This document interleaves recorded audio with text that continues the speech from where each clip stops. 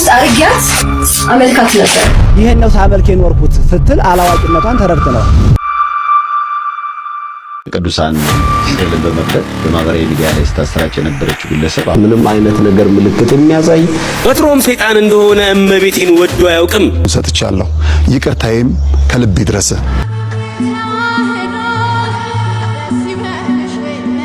በአዲስ መረጃ ተመልሼ መጣሁኝ። በቅድሚያ ሁላችሁንም እንኳን ለመስቀል በዓል በሰላም አደረሳችሁ እያልኩኝ እንግዲህ ኮሜዲያን እሸቱ እንዲሁም ደግሞ ሰይፉ ፋንታሁን በእውነት በትላንትናው ዕለት በጣም የተደነቅንበትን ነገር ነው ያደረጉት። ምን አድርገው ነው የሚለውን አብረን እንመለከታለን። ኮሜዲያን እሸቱ እንግዲህ ዝምታውን ሰብሯል ማለት ይቻላል። ሁላችሁም ኮሜንት ላይ የገባችሁ መስቀል ኃይላችን ነው ማለታችሁን አትዘንጉ። ይህንን ቪዲዮ ላስመልከታችሁ። መስቀል ኃይላችን ነው፣ ኃይላችን መስቀል ነው፣ የሚያጸናን መስቀል ነው፣ መስቀል ቤዛችን ነው፣ መስቀል የነፍሳችን መዳኛ ነው። አይሁድ ይክዱታል፣ እኛ እናምነዋለን፣ ያመንነውም እኛ በመስቀሉ እንድናለን፣ ድነናለን። መስቀል ብርሃነ ለኩሉ ዓለም መሰረተ ቤተ ክርስቲያን መስቀል ብርሃነ ለኩሉ ዓለም መሰረተ ቤተ ክርስቲያን በኪዳነ ምሕረት መንገድ ምሩኝ። በእናታችሁ ኪዳነ ምሕረት ውሰዱኝ። አንቺ አምሻል እንዴ? ጥለሽኝ ነበርኩ። በእናትህ ኪዳነ ምሕረት ውሰደኝ። ሳላያት መዋሌ እኮ ነው። ነይ እሺ እንሂድ። እኔም ወደዛው ነኝ። ሳላያት ስትይ ደግሞ ታያለሽ እንዴ? አይንማ ነበረኝ። የሚገርም የቡና ቤት ሰራተኛ ነበር። የዛሬ ዓመት መጠጥ ቤት አድሬ ልሳለም በቆምኩበት አይኔ ታወረ፣ ስራዬም ቆመ። ታዲያ እንደምታየኝ ሁሉን ትቼ ደጁ መዋል ቤቱ መመላለስ ጀመርኩ። ይሄው ደርሰሻል። በቃ እኔ ልመለስ። እግዚአብሔር ይማርሽ። ማረኝ እኮ እየፈተንኩ ነበር። አይሁድ የቀበሩት መስቀሉ የተገኘው በተቃጠለው ደመራ ነው። አንተ ኃጢአትን አቃጥለ መስቀሉን የምታገኘው መቼ ነው? ኢየሱስን ተራራ ቆፍረ ክርስቶስን የምትሰብከው መቼ ነው? ዛሬም ክርስቶስ በገዛ ልጆቹ ይሰቀላል እና አትመለስም? ደግሞ ኪዳነ ምሕረትን ጥለህ ልትሄድ ነው? አመሰግናለሁ። ይኸው ሲጋራውን ጥዬ መስቀሉ ተሸክሜያለሁ። ከዚህ በኋላ ክርስቶስን ከሰቀሉት መስቀሉን ከቀበሩት አይሁድ ጋር ልተባበር። ጎበዝ። እኔ ከብዙ መከራ የተፈወስኩበት ሙታን ሳማር ቅዱስ ሚካኤል አንድነት ገዳም ብትሄድ ነው ጥሩ ነው። እዛ ብዙ የበረከት ስራ እየተሰራ ይገኛል። ገዳሙን ለማገዝ ለሚፈልጉ በሙሉ ይሄንን አድራሻ አድርስልኝ። እንግዲህ እንደዚህ የሚያስተምር ቪዲዮ ለሚሰሩልን እህት ወንድሞቻችን በሙሉ ምስጋና ይገባቸዋል ያስባሉኝና ትላንትና መስቀል የዋለው እንግዲህ በ16 እንዲሁም ደግሞ ድርብ በዓል ማለት ይቻላል እናታችን ኪዳነ ምሕረት ታስባ ነበርና በጣም ብዙ የተዋሕዶ ልጆች የኮራንበትን ነገር አድርጓል። በተለይ በጎንደር ውስጥ የእመቤታችን ምስለ ስዕል አይወጣም ተብሎ ነበረ። ወጣቱ ምን አይነት ነገር ሲያሳልፍ እንደነበረ መጨረሻ ላይ አስመልክታችኋለሁኝ። እሸቱ ሊቃውንቶቹን ሰብስበው እንግዲህ ዝምታውን ሰብረዋል። እስቲ ላስመልክታችሁ። እዚህ ፍሬም ውስጥ አርጊያት አመልካት ነበር። ይሄን ነው ሳመልክ የኖርኩት ስትል አላዋቂነቷን ተረድተናል። እናቴን አክብሬ ነው እቺ ስዕል ማልሰባብራት። በእናቱ ላይ እንዲህ የሚነሱትን ክርስቶስ ዝም የሚል ይመስላችኋል? ብል መብቴ ነው። እዚህ ላይ ዝም ያራበታል። እዚህ ላይ ስዕል እናቅፈው የሚናገሩ ሰዎች እነሱ የማን ስዕል ናቸው? ስዕል አታምልኩም። ሕፃን ልጅ ነው ቤት መታ የቀደደችው። በእጃችን የሳልነውን ስዕል ካመለክንማ ክርስትናው ምን ላይ ነው? በዛ በስዕል ውስጥ እመቤታችንን በረድኤት እናገኛታለን ብለን ስዕል የሚያመልክ የኦርቶዶክስ ተዋሕዶ ሃይማኖት ተከታይ ሰው የለም። አያችሁ ተጨመራችሁ። ለዚህ ሰገደ ለእመቤታችን ለቅድስት ድንግል ማርያም የምሰግደው ከወንጌላዊው ያገኘሁትም እኮ ነው ከቅዱስ ሉቃስ። ስዕል የሚያድን ከሆነ ለምን አያድንም ራሱን የሚል ጥያቄ አንስታለች። ክርስቶስም ያን ሁሉ መከራ ሲፈጽሙበት ምንድነው ያላቸው? አባት ሆይ የሚያደርጉት አያውቁምና ይቅር በላቸው። እንዲያውም የእመቤታችንን ትዕግስት የምንረዳው በዚህ ነው። እስቲ አጥፋኝ ትል ነበረ። ይሄ እኮ እግዚአብሔርን ማነሳሳት እኮ ነው። ግደለኝ አጥፋኝ ማለት እኮ ነው። ቀደም አድርጎ እግዚአብሔር ለድነት ዓለም እመቤታችንን አዘጋጅቶ ነው የሰው ልጅ ሁሉ የፈጠረው። ሰው በመጀመሪያ እኮ ስዕለ እግዚአብሔር ነው። ስዕልን መንቀፍ እንዲሳሉ ያዘዛቸውን እግዚአብሔርን መንቀፍ ነው። ለሚያምኑበት ነው የሚያድኑት። ለማያምኑት አያድኗቸው፣ አይረዷቸው። ሃይማኖት በግፊት የሚረዱት ነገር አይደለም፣ በትምህርት የሚያውቁት ጉዳይ ነው። እንደው እግዚአብሔር ኃጢአት ሰርተ ዝም ሲል ሲታገስህ የወደደልህ ይመስልሃል? እግዚአብሔር ያከበራተኛና ከብራታለን። አሁን እናከብራታለን። ሰው የሚወዳቸውን የእናት አባቱን ፎቶግራፍ በፍሬም አሰርቶ ሰቅሎ እናት አባቱን ያስብበት የለ፣ ፍቅሩን ይገልጽበት የለ። እኛም ወዳጆቻችን ቅዱሳንን የሞተልንን ክርስቶስን የአምላክ እናት ድንግል ማርያምን ተስለው ለማስተማር ረድኤት በረከት ለማግኘት በፊታቸው ፊት ቆመን ለመጸለይ ለመማፀን ስርዓተ አምልኳችን ላይ ስዕላትን ለአገልግሎት እንጠቀምባቸዋለን። ልጅቷ ካለማወቅ እንዳደረገችው ከሐሳቧ ተረድተናል። በዚህ አንደበቷ የእመቤታችን ማዳን ትመሰክርበታለን ብዬ ተስፋ እናደርጋለን። የእሸቱን ቪዲዮ እንግዲህ ተመልክቼ በጣም የተገረምኩበት ነገር ቢኖር እሸቱን ብዙዎቻችን የምናውቀው በኮሜዲ ስራው ነው። ስለዚህ ዩቲዩብ ቻናል ላይ የምናውቀው በብዛት ስለዚህ ፐርሰናል የሆነ ነገር ነው የሚሰራውና በዚህ ደረጃ ልክ ስለ ቤተ ክርስቲያን ሊቃውንቶችን ሰብስቦ ማስተላለፍ ማለት በእውነት ምስጋና ይገባዋል። ትዝ ካላችሁ በወንድማችን እፎይ ጉዳይ በጣም ብዙ ትችት ሲደርስበት ነበረ። ነገር ግን እግዚአብሔር ይመስገን አሁን ለመካስ ይመስላልና ልጅቷ ላይ ሊቃውንት አባቶችን በመሰብሰብ ይህንን ድንቅ የሆነ መልስ ሰጥቷልና ብዙዎችም የተማሩበት እንደሆነ ተስፋ እናደርጋለን። ምክንያቱም ስለ ኦርቶዶክስ ብቻ ሳይሆን ስለ ሁሉም ሃይማኖት ነው ይሄ ነገር የተደረገው ብዬ አስባለሁ። ሰይፉን በበኩሉ ትላንትና ሲያስተላልፍ የነበረው መልእክት ነበር። እስቲ ላስመልክታችሁ። ቅዱሳን ስዕልን በመቅደድ በማህበራዊ ሚዲያ ላይ ስታሰራጭ የነበረችው ግለሰብ አሁን እሷ በቁጥጥር ስር ውላለች። እሷ በቁጥጥር ስር ውላለች። ከዚህ ቀደም አይ ቲንክ ከዚህ ጋር በተያያዘም እንግዲህ አዲስ አበባ ፖሊስ ኦፊሻሊ ያላወጣውም እሱን አይደለ ኦፊሻሊ ያላወጣውም ግን ማህበራዊ ሚዲያዎች ላይ ግን የሚንቀሳቀሱ ጉዳዮች ነበሩ። በተለይ ከዚህ ጋር በተያያዘ ሌሎች ግለሰቦችንም እናቷ ቤት በመሄድ የተወሰነ ቪዲዮ የሰሩ ግለሰቦችንም እንደተያዙ ሰምተናል። የአዲስ አበባ ፖሊስ ያወጣው የእሷን ብቻ ነው። ስለዚህ እኛ የምንናገረው አዲስ አበባ ፖሊስ ያወጣውን ብቻ ስለሆነ ነው። ያኛው ግን ሶሻል ሚዲያ ላይም እየተመላለሰ ስለሆነ እንዲሁ ጠቀስ አድርገነው እንለፍ ብለን ነው። ግን በሚዲያ በራሷ አይ ቲንክ በቲክታክ ይመስለኛል በራሷ ቻናል ስዕላትን እየቀደደች የሚያሳየው ምስል ቫይራል ሆኖ ብዙዎች ጋር ደረሰ። ከዛ እንግዲህ ቆይቷል በጣም ይሄ ከሆነ 3 ሳምንት 2 ሳምንት እንደዚህ ሆኗል። እንግዲህ ከብዙ ጊዜ በኋላ ከቀናቶች በኋላ አዲስ አበባ ፖሊስ ይዣታለሁ በቁጥጥር ስር አውያታለሁ ብሏል። ከዚህ ጋር በተያያዘ ግን ሌሎችም ግለሰቦች እንደተያዙ እንደዚሁ ሰምተናል። ግን ሌሎችም ደግሞ አሉ እንደዚህ አይነት ሙከራዎች ፍንጮች የሚያሳይ። በነገራችን ላይ ሰይፍሻ ቅድም ያልከው ነገር በጣም ትክክል ነው። ሶሻል ሚዲያው እንደ ቀልድ በጣም አሪፍ ሰዎችንም እያወጣ ነው። የዛ ተቃራኒ ጽንፍ የሆኑ ሰዎችንም ደግሞ እያወጣ ነው። የሷን እንደዚህ ማድረግ ተከትሎ ደግሞ ሌሎችም የሷን ባህሪ በመከተል ሌላ ነገር የሚያደርጉ የትም አካባቢ ሆኑ ውጪም ይሁኑ ግን እንደዚህ አይነት ነገሮች እየተመለከትን ነው የምንገኘው። ይሄ በፍጹም አብሮ የማያኗን እንደዚህ አይነት ነገር አይኗን ሶሻል ሚዲያው ላይ እስኪ የሚያግባባን የሚያፋቅር ዕውቀት የሚሆን ነገ ደግሞ ስታዩ ማታፍርበት ራሉ አሁን በጣም እኮ ክሬቲቭ የሆኑ ልጆች አሉ። ቲክቶክ እንኳን መጣንበት እኮ አንዳንዱ እኮ የእውነት እኮ እኔ በጣም ነው የሚያናድደኝ። እና እንደዚህ ነገር ሲኖር ደግሞ ኢግኖር ማድረግ እነዚህ ሰዎች ችላ ማለት በቃ አጀንዳ ያለ ማድረግ ጆሮ ያለ መስጠት። እስኪ በ2018 እርስ በርስ መቻቻል የሚለው ቃል ራሱ በቃ ልክ እንዳልሆነ ብዙዎች ይናገራሉ። እኔም መስማማታለሁ። መከባበር፣ መፋቀር፣ መግባባት፣ አንዱ የአንዱን ሐሳብ ማክበር፣ የሐሳብ ልዩነት እንኳን ቢኖር በልዩነት ውስጥ ግን አብሮ መኖር ይቻላል።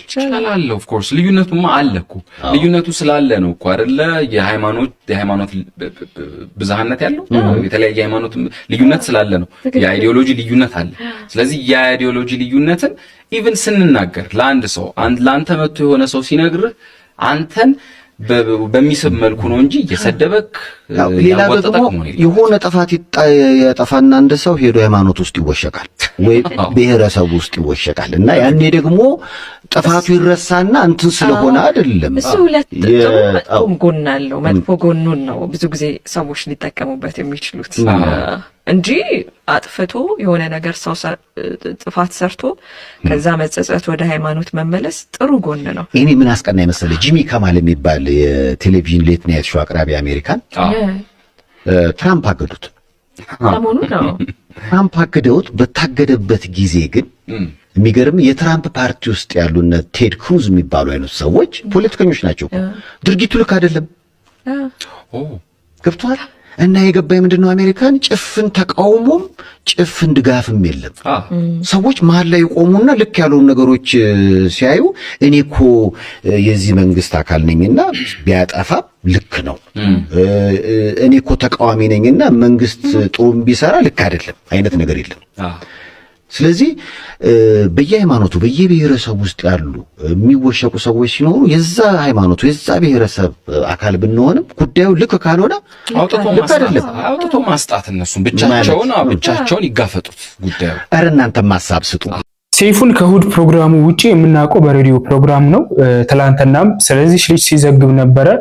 ሳትታሰር በፊት እንግዲህ በጣም ብዙ መረጃዎች ወጥተው ነበርና የአዲስ አበባ ፖሊስ ይዟት ምርመራ እያደረገ እንደሆነ በጣም ብዙ መረጃዎች ሲወጡ ነበረ። ለማንኛውም እንግዲህ በይፋ እንደተያዘችና ምርመራም እየተደረገባት እንደሆነ ተናግረዋል። ስለዚህ በዚህ ስራ ላይ ድምጽ የሆኑንን ሁለቱን ሰዎች አለማመስገን ንፍግነት ነው ብዬ ስለማስብ ኮሜዲያን እሸቱን በጣም ነው የምናመሰግነው። እንዲሁም ደግሞ ሰይፉም ተናግሯልና ሙሉ መረጃውን እንደተመለከታችሁት ነው። ነጋሽ ወንድማችን ፌዴራል ሲዝትበት እንደነበር ተመልክተናል። የፌዴራሉ ይቅርታ ጠይቅ እንግዲህ ብዙዎችን በጣም ያስደነገጠ ነበረ። ነጋሽ ይቅርታ አድርጌለታለሁ ብሏል በትላንትናው ዕለት። እሱን ቪዲዮ ላስመልክታችሁ። ራሱን ለሀገርና ለወገን የህይወት መስዋዕትነት እየከፈለ ባለ የወታደር ዩኒፎርም እንዲሁም በፕሮቴስታንት እህት ወንድሞቻችን ቤተ እምነት ውስጥ በመሆን ሰሞኑን ትፈነዳለህ፣ ትሞታለህ የሚል ዛቻን ያወጣ የነበረ አንደበት ዛሬ ከቅድስት ቤተ ክርስቲያን ሲወጣ ለይቅርታ ተዘርግቶ አየሁት። ወንድሜ የሚገልም የሚያድንም የድንግል ማርያም ልጅ መድኃኔ ዓለም ነው። እነሆ ትላንትና ትሞታለህ፣ ትገደላለህ የሚል አንደበት ዛሬ በፍቅር የእውነት ከሆነ ስለ ይቅርታ ከተንበረከክ ይቅር የሚለው መድኃኔ ዓለም ነውና እኔ ለድንግል ማርያም ልጅ ሁሉን ሰጥቻለሁ። ይቅርታዬም ከልብ ይድረስ። ታዲያ ይሄንን ስል ቅድስት ተዋህዶ የነገረችኝን ቅዱስ መጽሐፉ ያስተማረኝን ይቅርታ እነሆ ከልቤ ካለህበት እንዲደርስ ሰድጃለሁ። እንኳን አደረሰህ ማስተር ጸጋዬ። ወደፊትም ቢሆን ከእንዲህ ያለ ሁኔታ ድንግል ማርያም ትጠብቅህ። በመስቀል በዓል እንግዲህ ትልቁ የምናከብርበት ምክንያት ይቅርታ ነው። ስለዚህ ወንድማችንን ይቅርታ እንደተመለከታችሁት ነው። ምክንያቱም በመንግስት ልብስ የራሱን ፍላጎት ሲያስተላልፍ ነበርና እኛም እንደ ወንድማችን ነጋሽ ይቅርታ ማድረግ ይገባናል ብዬ አስባለሁ። በትላንትናው ዕለት እንግዲህ በጎንደር ውስጥ ደስ በሚል መልኩ ተከብሯል የመስቀል በዓል። ብፁዕ አቡነ አብርሃም ያስተላለፉት መልእክት በጣም ብዙዎችን የሚያነቃና ያስደሰተ ነውና ዝምታቸውን ሰብረዋል ማለት ይቻላል። ስለነ ባሮክም ድምጽ ሆነዋል። ከዚህ በኋላ የምትመለከቱት ቪዲዮ እንግዲህ ስለ ብፁዕ አቡነ አብርሃም ነው ያስተላለፉት መልእክት። እኔ ካሁኑ ሰናበታችኋለሁ። በድጋሚ መልካም በዓል ይሁንላችሁ። ሃይማኖቴ ጋር የኔ ነፍስ ትወጣለች። በሃይማኖት አንደራደርም። ይሄን ደግሞ ቆሞ የሚያይ የለም፣ ዝም ብሎ የሚያይ የለም። ሶምሶን ያለው አለ ትጻ ነፍሴ ምስለ ኢሎፍላውያን፣ ነፍሴ ከኢሎፍላውያን ጋር ትውጣ ነው ያለው። ወምነኪር መሐኮለ ገብርከ፣ የድፍረት ኃጢአት ባሪያህን አይግዛኝ። አሁን የድፍረት ኃጢአት የቤቱን ሰው ገዝቷል፣ የውጩን ሰው ገዝቷል። የማትደፈረውን ቤተክርስቲያንም እያስደፈረ ይመጣል። አሁን የቀረው በልውጡ ብሎ የመረካከብ ስራ ነች ቤተክርስቲያን የቀራት። ስለዚህ ሁላችንም በያለንበት ልንሰራው የሚገባንን እንስራ። ካህን ነው፣ ወታደርም ወታደር ይሁን፣ ሌላውን ራሱን ይሁን። ብፁዕ አቡነ አብርሃም እንግዲህ ለመናገር እኔ በግሌ ቃላት ያጥረኛልና በዚሁ ወደ ሀገረ ስብከታቸው ሳይሄዱ በፊት እንግዲህ በእውነት ለቤተ ክርስቲያን ምን አይነት ድምጽ ሲያሰሙ እንደነበረ ብዙዎቻችሁ ተመልክታችኋል ብዬ አስባለሁኝና ትላንትናም እንግዲህ በመስቀል ደመራ በዓለት በ500,000 ሰው ከዛ በላይም ሊኖር ይችላልና ስለመቤታችን ተናግረዋል። እሱ ብቻ አይደለም ለታሰሩትም ወጣቶች በሙሉ ድምጽ ሆነውላቸዋል። እስቲ ላስመልክታችሁ። ማን ነው ከናንተ ውስጥ አንድ ጓደኛችሁ ወላጅ እናትን አጣሎ ፎቶዋን መቅደድ አይደለም፣ ማጨማደድ አይደለም፣ ስም አጠራሯን ዝቅ አድርጎ ቢጠራ የሚታገስ ማን ነው? እሱ ካለ ልጅነቱ ያጠራጠራል። የእናት ፍቅር የሌለውም ያሰኘዋል። ካለ ዝም የሚል ለዚህም ነው ኦርቶዶክሳውያንም እናታችን ስትነካ ዝም የማይሉት። እኔና እኔን መሳዮች ለማስታመም ለማስተማር ትዕግስትን ለማዘውተር ቀስ በቀስ ብለን በሕግ እንሂድ ስንል ወጣቱ ደግሞ ትዕግስቱ ያልቅና ለምን ይላል። ለምን አልክ አንለውም። እናቱ ናታ የተገሰጸች፣ የማይደፈር ነው የተደፈረው። ስለዚህ ለዚህ ልብ አድርጉ። በተለይ መልእክቴ ለሁሉም እገሌ ወገሌ ሳንል ይልቁንም ለሃይማኖት ሰዎች፣ ለሃይማኖት መሪዎች በልዩ ልዩ መንገድ ይችን ቤተ ክርስቲያን የሚያቃልሉ አማኞቻችሁን ለእናታችን ለቅድስት ቤተ ክርስቲያን ስም የሚሰጡ አማኞቻችሁን እኛ ቅዱስ ጳውሎስ እንደነገረን በቅዱስ መጽሐፍ የተሰቀለውን ክርስቶስን እየሰበክን እኛ የምናምነውን ከመወለዳችሁ በፊት የምናመልከውን ኢትዮጵያውያን ያመለኩትን ኢየሱስ ክርስቶስን በማቃለል ሌላ ስም የሚሰጡትን አማኞቻችሁን አዲስ አማኞች ሆነው ብቅ ብቅ ያሉትን ፓስተሮቻችሁንም ጭምር አስታግሱልን፣ በቃ በሉልን።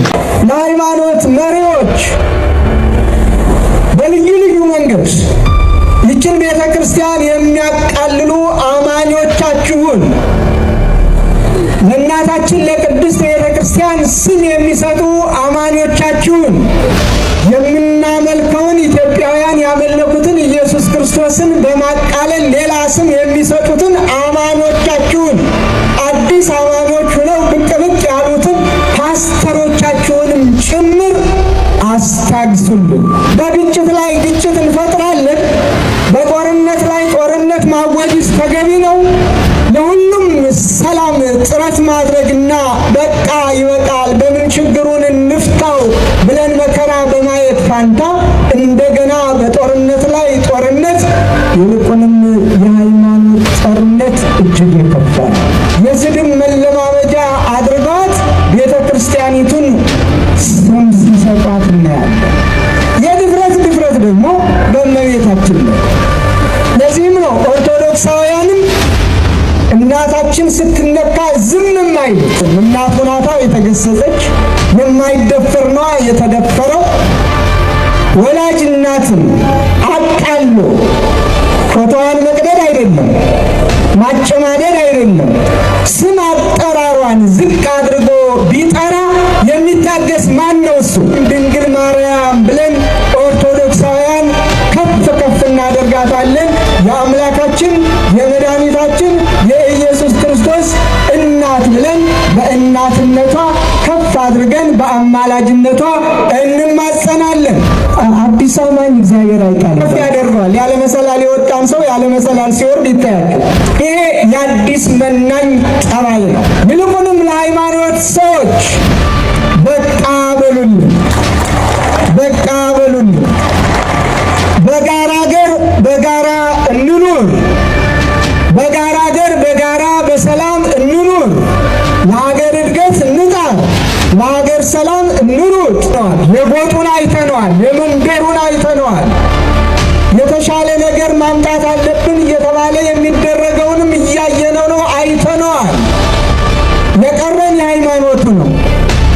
በግንባራ በቅሎ ቃጭል ተጨምሮ በእንዲህ አይነት ላይ ደግሞ ሃይማኖትን መሳሪያ አድርጎ መቅረቡ በጣም አደገኛ ስለሆነ በዚህ ንግግራቸው ውስጥ እንግዲህ እኔ በግሌ የታዘብኩት ነገር ምንድነው? እውነትን ብቻ ነው የተናገሩት። የታዘብኳቸው ይሄንን ነውና እንደ ሌሎች አባቶች ሊያድበሰብሱ እንዲሁም ደግሞ ወጣቶች ይታሰሩ ሲሉ አልሰማዋቸውም። ለማንኛውም እንግዲህ ስለ እመቤታችን ያላቸውን ክብር ተናግረዋል። እሳቸው ብቻ አይደሉም። በእውነት በዛ አካባቢ የሚገኙ ኦርቶዶክሳውያን በሙሉ ወጣቶች ክብር ይገባቸዋል ብዬ አስባለሁና እመቤታችን ለመስቀል በዓል እንዳትወጣ በተባለበት ሰዓት እንግዲህ እነሱ በኩራት ምስለ ስዕሏን ከፍ አድርገው ይዘው ወጥተው በጣም ብዙ በረከትን ተቀብለዋል ብዬ አምናለሁ። ብፁዕ አቡነ አብርሃም እንግዲህ የተናገሩት ስለእመቤታችን ብቻ አይደለም፣ ስለታሰሩት ኦርቶዶክሳውያንም እነ ባሮክን ማንሳት እንችላለን። እስቲል አሁንም ቢሆን የሚገኙት እስር ቤት ውስጥ ነውና እነሱም የታሰሩት እንግዲህ እናታቸው ስለተነካች ነው። ስለዚህ ያደረጉት ነገር ልክ ነው የሚል መልእክትን ያስተላልፉትና ብፁዕ አቡነ አብርሃም በእውነት ቃለ ሕይወትን ያሰማልን። በመስቀል በዓል ላይ እንግዲህ ብዙዎች ስታነጋገር የነበረችው እቺ ፈረንጅ ነች። ምንድነው ተግባሯ? ላስመልክታችሁ። ከሸንኮራ ዮሐንስ እስከ ግሸን በእግር የግሸን ደብረ ከርቤ የንግስ በዓልን ለማክበር ከሰሜን ሸዋ ምንጃር ሸንኮራ ወይም ሸንኮራ ዮሐንስ መነሻቸው አድርገው የእግር ጉዞ የጀመሩ መንፈሳዊ ተጓዦች የደሴ ከተማን አልፈው ወደ ግሸን አምባ እየደረሱ ነው ሲል ቪዚት አማራ ዘግቧል። ሰዓት የዚች ፈረንጅ ነገር በርካቶችን እያስገረመ ነው የሚገኘው። በርካቶችም እንደሚሉት ከሆነ እንግዲህ እቺ ፈረንጅ እንደምትመለከቷት ምን አለ ኢትዮጵያን ባህል አከባበር ትልቅ ቦታ እንዳላት የሚያሳይ እውነታ ነው።